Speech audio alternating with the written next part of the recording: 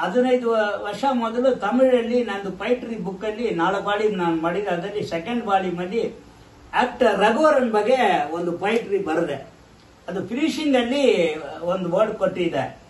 ಸ್ವಲ್ಪ over act ಮಾಡೋ ನಾಜರು, ಸ್ವಲ್ಪ ಕಿರ್ಚುವ ಹಾಗಾದ್ರೆ ಶೌಟ್ ಮಾಡುವ ಈ ಪ್ರಕಾಶ್ ರಾಜು ರಘುವರನ್ ಹತ್ರ ಕಲ್ಸ್ಕೊಳ್ಬೇಕಾಗಿರೋದು ಜಾಸ್ತಿ ಇದೆ ಎಂದು ಬರ್ದಿದೆ. ಅದು ಇವತ್ತು ಅದೇ ಹೇಳ್ತೀನಿ ಫ್ಯಾಕ್ಟ್.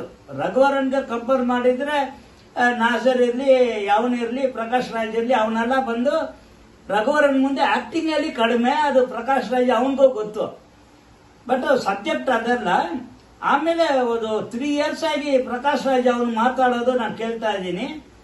ಭಾರಿ ಇಂಟೆಲಿಜೆಂಟ್ ಆಗಿ ಮಾತಾಡ್ತಾನೆ. Kannada fluency, Tamil fluency, English fluency, point, subject, ಏನ್ ಹೇಳ್ತಾರೆ ದೇಶ ಅಭಿಮಾನಿ ಎಲ್ಲ 90% ಅವನು ಮಾತು ಬರೋ ಇಂಟೆಲಿಜೆನ್ಸ್ಗೆ ನಿಜವಾಗಿ ಅವನು ಈ ಕಂಟ್ರಿಗೆ ವರ್ತು ಪರ್ಸನ್ ಆಗಿ ಇದ್ದಾನೆ.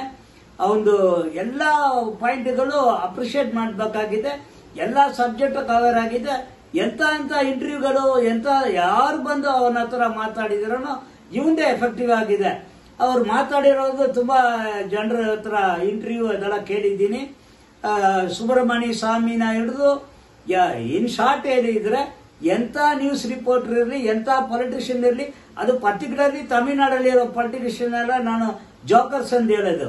ಆ ಜೋಕರ್ಸ್ ಅದೇ ಹೆಸರು ಹೇಳೋದಕ್ಕೆ ನನ್ಗೇನು ಭಯ ಅಲ್ಲ. ಸೀಮಾನ್ ಅಂತ, ಇವನಂತ, ಅವನಂತ ಅವರೆಲ್ಲ ಬಂದು ಪ್ರಕಾಶ್ ರಾಜ್ ಮುಂದೆ ತಮಿಳಲ್ಲಿ ಮಾತಾಡಿದ್ರೆ ಸೋತಾಗ್ತಾರೆ. ಇಲ್ಲಿ ಕರ್ನಾಟಕದಲ್ಲಿ ಯಾರ ಆಕ್ಟರ್ಗಳು ಏನೇನೋ ಹೆಸರು ಹೇಳ್ತಾರೆ, ಚಿಕ್ಕ ಚಿಕ್ಕ ಹುಡುಗರು ಎಲ್ಲ ಅವರೆಲ್ಲ ಬಂದು ಕನ್ನಡದಲ್ಲಿನ ಇವನ ಹತ್ರ ಪ್ರಕಾಶ್ ರಾಜ್ ಹತ್ರ ಮಾತಾಡೋಕ್ಕಾಗಲ್ಲ.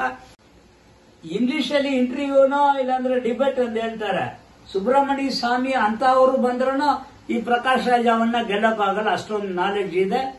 ಆದ್ದರಿಂದ ರಿಯಲಿ ಅವನಿಗೆ ನಾನು ಅಪ್ರಿಶಿಯೇಟ್ ಮಾಡ್ತೀನಿ. ನಾನೇ ಸಂಜಯ್ ಸೊಪ್ಸ್ ಓದಿದ್ದು, ಅವನು ಬ್ಯಾಂಗ್ಳೂರ್ ಸಂಜಯ್ ಸೊಪ್ ಅಂತ ಹೇಳಿದ್ರೆ ಸೋಷಿಯಲ್ ವರ್ಕ್ ಏನೋ ಅಸೋಸಿಯೇಷನ್ ಅಂತ ಯಾವ್ದೋ ಮಾಡ್ಕೊಂಡು ಏನೇನೋ ಸೋಷಿಯಲ್ ವರ್ಕ್ ಮಾಡ್ತಾ ಇದ್ದಾನೆ ಎಂದು ಹೇಳ್ತಾ ಇದ್ದಾರೆ. ಅದು ಎನ್ಕರೇಜ್ ಮಾಡಬೇಕಾಗಿರೋದು.